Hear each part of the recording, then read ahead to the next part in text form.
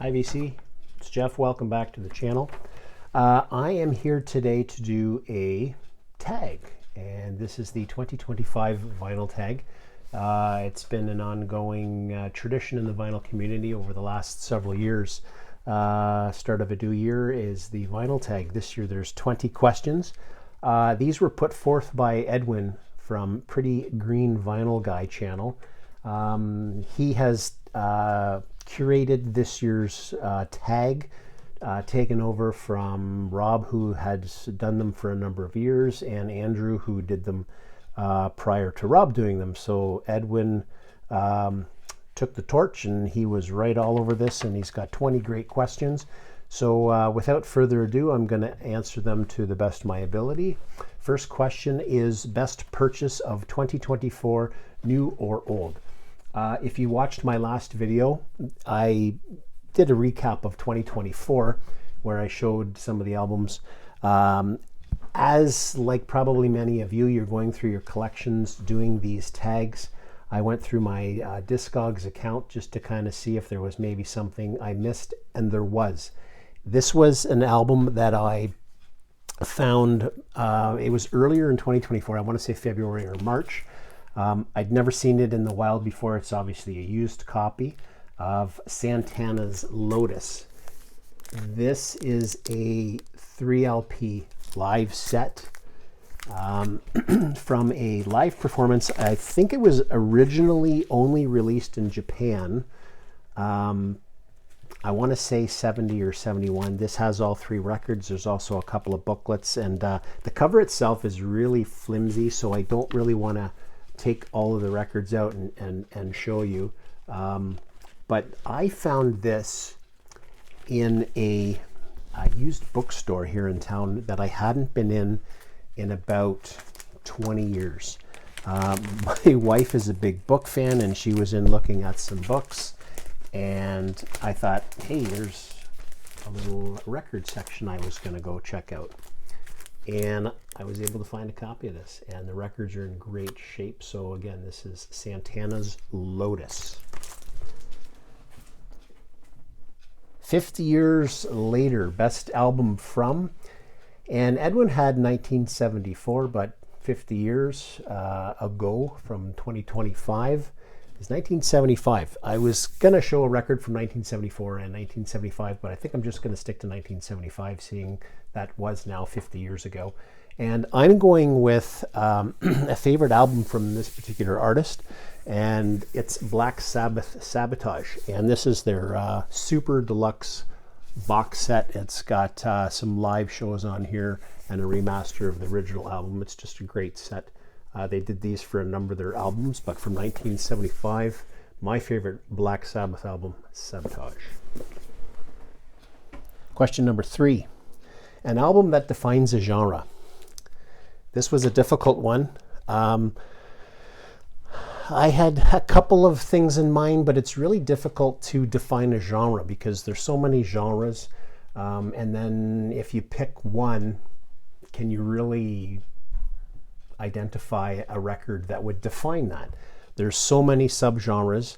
What I ended up picking was an album from a subgenre that I actually don't have very much material from, and that is stoner rock or doom metal. So I don't have very much from them. Some people may or may not agree with me, but for what I have with my sort of limited knowledge sort of in that genre and what I have in the collection, I'm going with Uncle Acid's The Night Creeper. It's a 2LP set. This is excellent for stoner metal, doom metal and stoner rock. Uncle Acid. Best band from your home country. Best being my favorite or best being most popular. I'm going with most popular, and they're one of my favorites. Maybe they're my favorite, but I'm not sure. This is my favorite album of theirs, Hemispheres, Rush. I'm in Canada. Rush, of course, is from Toronto, Ontario, about an hour from here. This is a Canadian anthem pressing on red vinyl of Hemispheres, so Rush it is. An artist you miss dearly. Probably my second favorite band from the Grateful Dead, Jerry Garcia. This is my favorite studio album of Jerry's. Jerry sadly passed in August of 1995. I had never seen the Dead, and if I remember correctly, they were supposed to be touring that fall. They were supposed to be coming to Toronto. It would have been my first time to see the Grateful Dead. Obviously, never was meant to be, of course. Sadly, and I may have mentioned this in a video before, I had an opportunity to see them. My wife and I went camping. We left on a Friday afternoon to go camping for the weekend. We left about an hour or two before I got a phone call from a college buddy of mine saying that he had an extra ticket to see the Dead in Pittsburgh. And I had already left for the weekend. That would have been my only time to see the Dead. But that's how life goes sometimes, right? So really miss Jerry. Super musician, great person. Just a big loss. Question number 6. Best live album in your collection. Edited, like most live albums are, but my favorite live album of all time by my favorite band, the Stones. Get Your Yeah-Yeahs Out, of course. This is the box set. I've shown this before. It's been quite a while now, but it's got some LPs. What's really great about this is it has some unreleased tracks in it, and it's got the an opener set of the opening acts, B.B. King and Ike and Tina Turner, which is on here. There's some DVD. There's a bonus DVD, and there's also 3 CDs in the set as well. But for live album, can't beat Get Your Yeah-Yeahs Out for me by the Stones. Your partner just dumped you. What album are you putting on? I mean, it's really hard to think about, but my wife and I have been married. It'll be 29 years in May. Do you go melancholy or do you go angry? I went with melancholy. And whenever I think of depression and loneliness, being sad, melancholy, I can't think of a better album than Frank Sinatra's In the Wee Small Hours. An album that I believe Frank wrote on the heels of a divorce.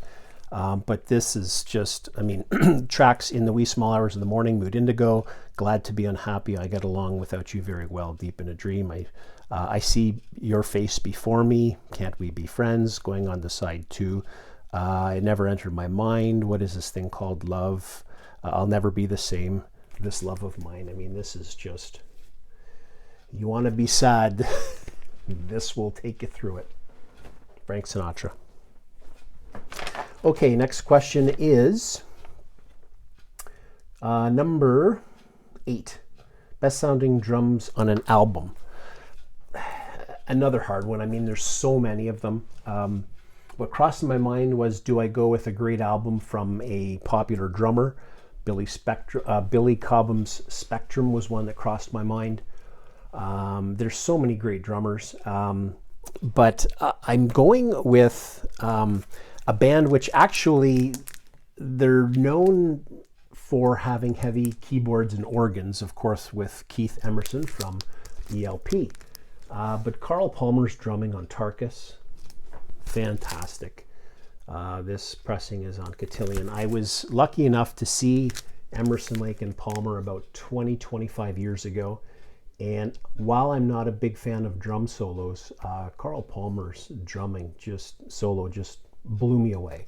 Tarkus is probably the biggest from them. Brain Salad Surgery is also another great album with Carl's drumming on it, but going with Carl on Tarkus. Favorite artist who's a member of 2 or more bands. So this was his second and last solo album, Private Eyes. Tommy Bolin died too young, tragically, of course, but Tommy was in Zephyr for a couple albums. I believe this self-titled one was the first. He then went on to, I'm going to mix up my order here, I'm going to say James Gang, where he was on this album called Bang.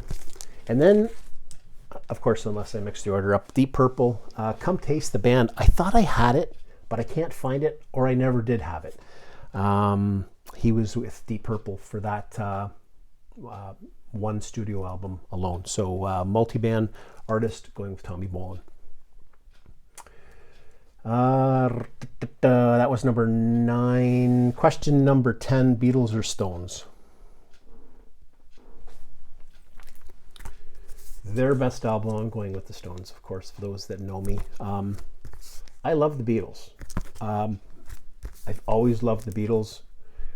There was a point in time when I was a young man, Beatles were my favorite band. They were all I listened to for a long time. And then I really got deep into the Stones. The way I like to sort of portray how I view the few, I don't like having to choose between the two. If I do, it's obviously the Stones. But to me, the Beatles were the greatest studio band of all time. And the Stones were the greatest live band of all time. Obviously, they're in their 80s now. Anybody who's seen them in recent tours can attest to that. But yeah, for me, the chemistry of a band will happen on a stage, as it should, in front of a live audience, as opposed to in the studio. And that's why I'm going with the Stones. They're both great. They're both probably two most influential bands in history, but for me, it's the Stones. Number 11, if you found a bag of weed, what are you going to listen to? And I'm thinking psychedelic stuff, so I'm going with Psychonaut by Brain Ticket. This is a recent reissue on green vinyl. Just listened to this earlier today. Great stuff with a bag of weed and a bag of Doritos. An album from the 80s you still listen to. I listen to all kinds of albums from the 80s. There was so many good stuff, so many good albums that were released in the 80s, and I listened to them all. But pick one. I picked this one because it's one I keep track of what I listen to, what records I listen to, just to kind of go back on and to see what I've listened to and when. And I listened to this a few days ago. This is Scary Monster from David Bowie from 1980. I could have picked dozens, but this was the most recent one, so I'm going with Scary Monsters. Next one is 13, an artist whose political stance has soured you. It's not, and without getting political, I know this is a question that everybody wants to kind of tread lightly with, to not get overly political. It's not so much that the political stance has soured me, because I really don't care on what the actual opinions are. It's more the bullhorn that they want to take with it. And for me, it's the boss.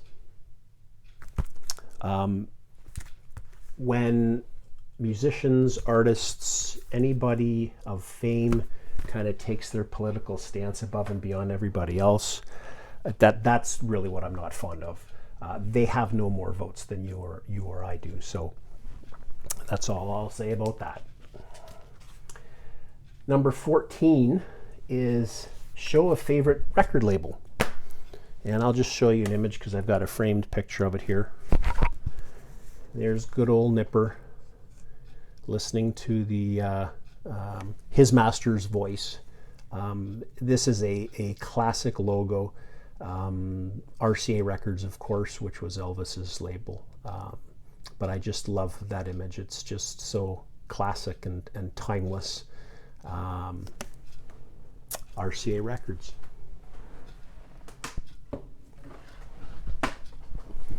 Next question is the singles, a run of 3 great singles. Well, in 1960, sticking with Elvis and RCA, Elvis had 3 number 1 singles in 1960. Stuck on You, It's Now or Never, sorry about the glare, and Are You Lonesome Tonight? All number 1s, all 1960.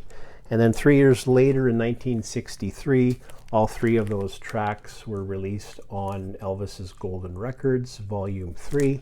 This is an outstanding outstanding record, one of the best. If you're looking to get into Elvis, this might be a great starting point. But all three of those singles appeared on this 3 years later, 1963, but all originally released in 1960.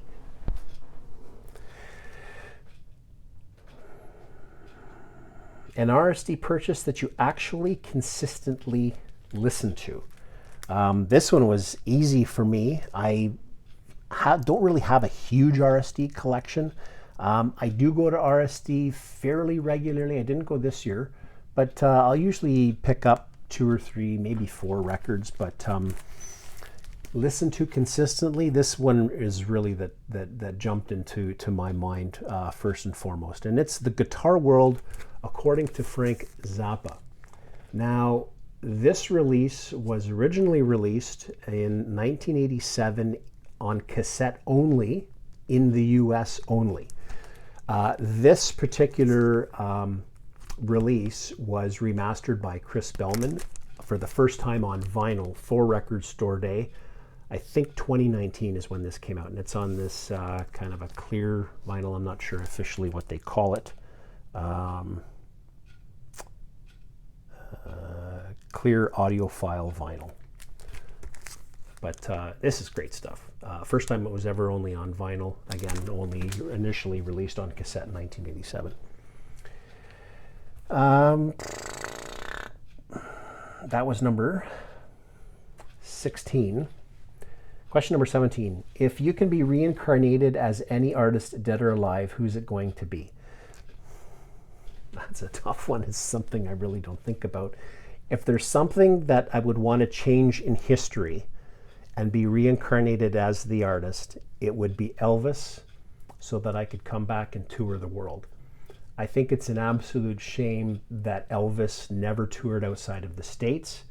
Other than the 3 shows that he played in Canada in 1957, the world never saw him live. And I think that's a tragedy. Up there with the Beatles, never touring after 66 and the world not being able to see them live, touring and seeing those great albums.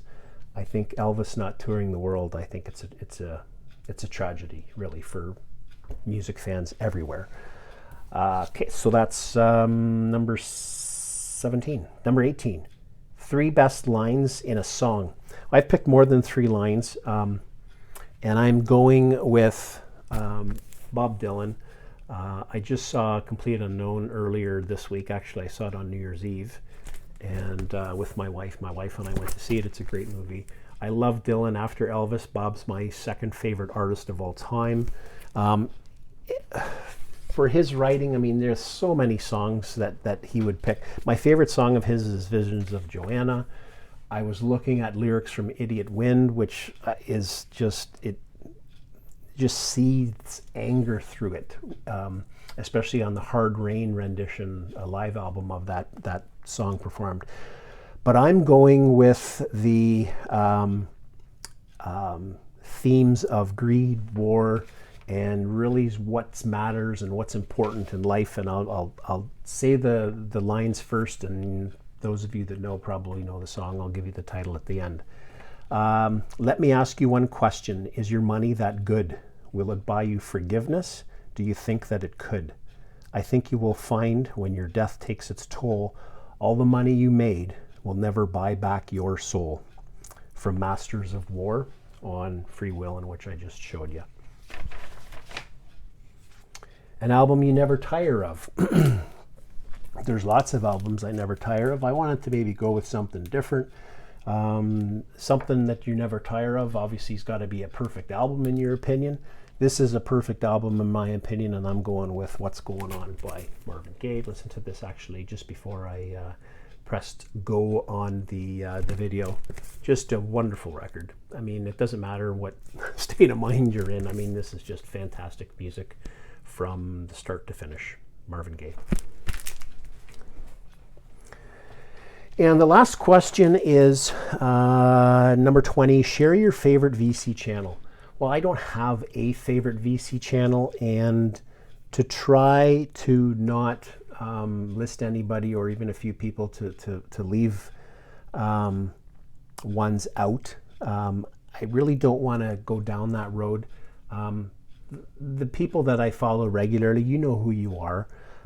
What I am going to do, and I'm going to give out some shout outs, because typically in the vinyl tags over the years, we do see a question where you give a recommendation or a shout out to some channels. So I've come up with 3 channels, which I've actually all just discovered in the last couple of days by reviewing Edwin's playlist that he has for people that have done the 2025 vinyl tag.